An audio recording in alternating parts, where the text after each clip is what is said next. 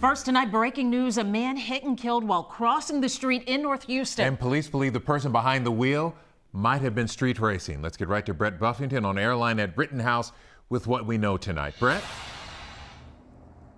Lynn, that according to witnesses who say they saw this pickup truck and another truck hauling up Airline Highway at a high rate of speed.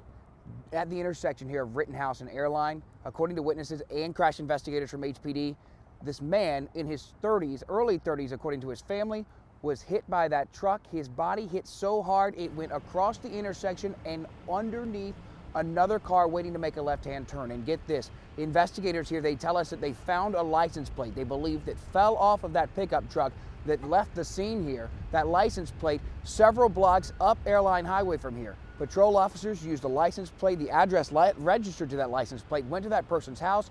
That person, now ID'd as the driver of this truck, according to investigators, is being taken to the Houston Police Department downtown to be questioned by hit-and-run investigators. And if this story could take an even more tragic turn, investigators here at this scene just told me that this 31-year-old man who died at this intersection here was just shot at this intersection several weeks ago. Investigators recognized him from that case here at this scene. That's the latest from the north side tonight. Brett Buffington, KHOU 11 News. Wow, what a tragic series of events there. Brett, thank you.